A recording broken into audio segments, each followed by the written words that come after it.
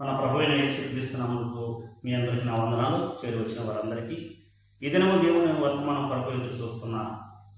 మనందరికీ దేవుడు ఇచ్చిన వాగ్దానం కీర్తన గ్రంథము 118వ అధ్యాయము 6వ వచనం నుండి మనము ధ్యానం చేద్దాం.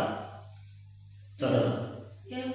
యెహోవా నా పక్షమునున్నాడు, నేను భయపడను, నరులు నాకు ఏమీ చేయగలరు. యెహోవా నా పక్షమును వహించి నాకు సహకారి అయి ఉన్నాడు. నా శత్రువులు విషయమైన నా కోరిక నెరవేరుట చూచెదను. మనుషులను నమ్ముకున్నట కంటే యెహోవాను ఆశించుట మేలు. రాజులను నమ్ముకున్నట్టు కంటే యెహోవాను ఆశించుట మేలు. ఈరోజు నీకు ఈ లోకంలో ఎన్నో పోరాటాలు ఉండొచ్చు, ఎన్నో సమస్యలు ఉండొచ్చు, నీ చుట్టూ అనేకమైన శత్రువులు నిన్ను పొంచి ఉండొచ్చు. అనేక విషయాలలో నీవు బాధపడుతున్నావేమో, నీవు ఇబ్బందులు ఎదురు చూస్తున్నావేమో, ప్రతి పనిలో నీకు ఆటంకం కలుగుతున్నదేమో, నువ్వు దేవుళ్ళ బలపడలేకపోతున్నావేమో, నీవు నీ యొక్క శత్రువులతో నీవు పోరాడలేకపోతున్నావేమో.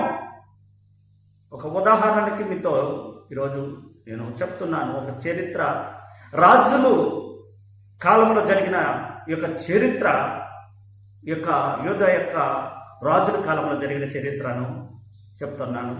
ఆశారాజు మనకు కనపడుతున్నాడు దినవృత్తాంతం గ్రంథంలో. మరి 14వ అధ్యాయం నుండి 16వ వచనం వరకు, 16వ అధ్యాయం వరకు ఆశారాజు మనకు కనపడుతున్నాడు. ఆయన యెహోవాను ఆశించినప్పుడు కుషీయుడైన వారు జెరుహో వారు అతనిని జయించలేకపోయారు, ఆశారాజుని. ఎందుకు? దేవుడిని నమ్ముకున్నంత వరకు దేవుడు ముందుగా ఆ సైన్యంకు ముందుగా ఉన్నాడు కాబట్టి జయించలేకపోయారు, పారిపోయారు. కానీ సిరియా రాజును నమ్ముకున్నప్పుడు, సిరియా రాజును నమ్ముకున్నప్పుడు మతి తప్పిన వాడిగా, ప్రవర్తించిన వాడిగా అయిపోయి ఉన్నాడు. ఎందుకంటే మనుషులను నమ్ముకున్నట్టు కంటే యెహోవాను నమ్ముకున్నట మేలని చెప్తున్నది దేవుని వాక్యం. రాజును నమ్ముకున్నట్టు కంటే యెహోవాను నమ్ముకుంట మేలని చెప్తున్నది. దేవుని నమ్ముకున్నంత వరకు నీకు విజయాన్ని కలుగు చేసినాడు దేవుడు. దేవుని విడిచి నీవు మళ్ళీ మనుషుని నమ్ముకున్నప్పుడు ఆ మనుషుని నిన్ను విడిచిపోయాడు. అందుకని దేవుడు వాక్యం చెప్తుందే. అక్కడ మనం చూసినట్లయితే దినవృత్తాంతంలో 16వ అధ్యాయం 9వ వచనంలో, 16వ అధ్యాయం 9వ వచనంలో తన ఎడల యథార్థ హృదయం కలిగిన వారిని బలపరచుటకై యెహోవా కనుదృష్టి ఈ లోకమంతటా సంచారం చేర్చున్నది. దేవునికి మహిమ కలుగును గాక, దేవునికి మహిమ కలుగును గాక. అందు విషయంలో ఆయన మొదట దేవుణ్ణి నమ్ముకుని ఆయన ఆశించినప్పుడు ఆయన అన్ని విషయాలలో వర్ధిల్లుతూ వచ్చాడు. కింద చూసినట్లయితే ఈ విషయంలో నువ్వు మతి తప్పిన వాడివై ఉన్నావు అని అననీయ చెప్తున్నాడు. ఎందుకు చెప్తున్నాడంటే దేవుని విడిచి సిరియా రాజు మీద ఆయనగా బలాన్ని నమ్ముకున్నాడు. కానీ దేవుడు బలపరిచేవాడిని విడిచిపెట్టాడు. ఈరోజు అన్ని విధములుగా దేవుని వైపున నీవు మనసు ఉంచితే నిన్ను బలపరుస్తాడు. దేవుడు నిన్ను బలపరుస్తాడు. అసలు ప్రధాన యొక్క శత్రువు మనకి ఎవరు?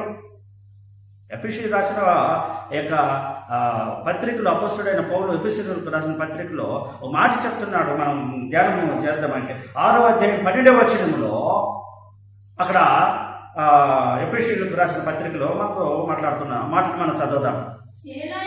ఎలా అనగా మనం పోరాడుచున్నది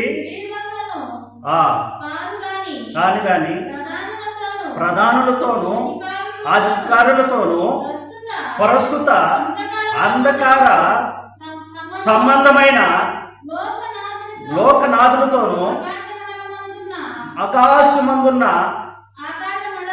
ఆకాశ మండలమందున్న దురాత్మల సమూహముతోనూ మనం పోరాడుతున్నాం. మనకు శత్రువు ఎవరు? నీ చుట్టుపక్కల ఉన్నోళ్ళ, నీ బంధుమిత్రుల్లా, నీ తల్లిదండ్రులా, నీ అక్క చెల్లెల్లా, నీ అన్నదమ్ముళ్ళా, నీకు పొరుగువారా, ఇరుగువారా, ఎవరు నీకు శత్రువులు? నువ్వు ఎవరితో పోరాడుతున్నావు? ఎవరు పోరాడుతున్నావు? ఆకాశంలో మండలం మీద ఉన్న అపవాదుతో నువ్వు పోరాడుతున్నావు. దురాత్మల సమూహంతో నువ్వు పోరాడుతున్నావు.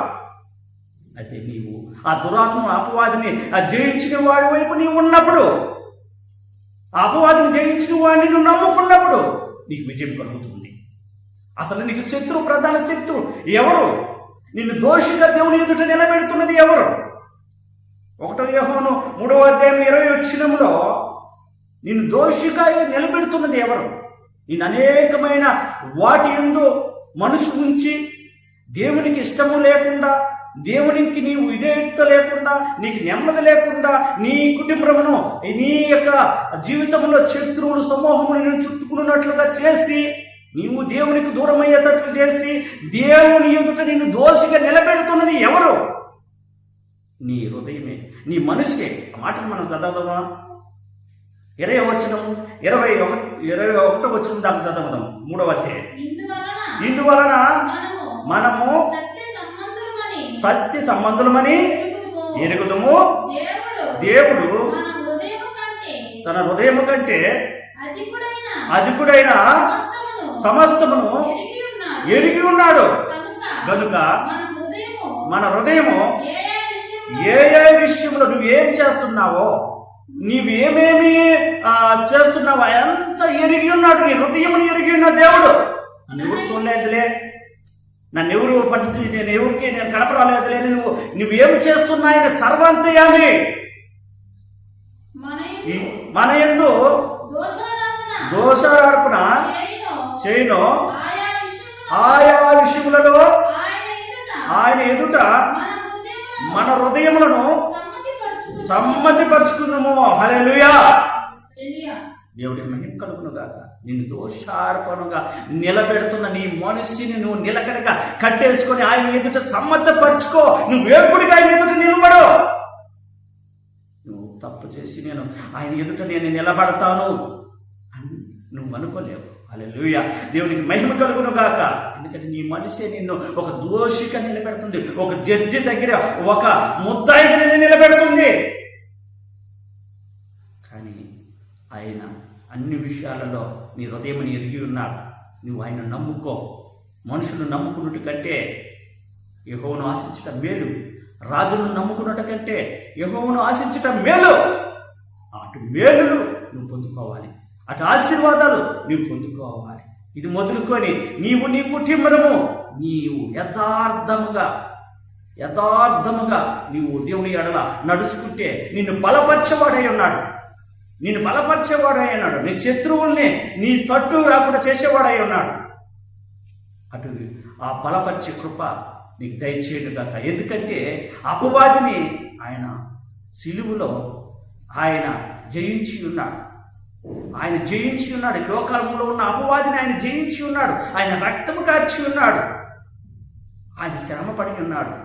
అన్ని శ్రమలు అనుభవించి నిన్ను నన్ను ఆయన విజయాన్ని కలుగు చేసి ఉన్నాడు, నీకు నాకు. కాబట్టి జయించిన వాణి పైన నీ మనసు ఆనుకుని ఉన్న ఎడల వెళ్ళవేళ నీవు విజయాన్ని పొంది నువ్వు పోతున్నప్పుడు వస్తున్నప్పుడు దీవెనలతో నింపబడతాడు దేవుడు. నువ్వు ఏం చేస్తున్నది 30 దత్తలకు 60 దత్తలకు ఫలింప చేస్తాడు దేవుడు. ఆ ప్రభు నిన్ను అన్ని విధములుగా ఆశీర్వదిస్తాడు. ఆ దేవుడు అన్ని విధములుగా దేవుడు ఆశీర్వదించి దీవించి బలపరిచి నిన్ను ఉన్నత స్థానంలో నిలబెట్టి నిన్ను గొప్ప స్థాయిలో దేవుడు చూడాలని ఆశపడుతున్నాడు. దేవుని నమ్మకమని మరొకసారి అతనిస్తూ యేసుక్రీస్తు నామమున అడిగి వేడుకుంటున్నాను. ఆమేన్.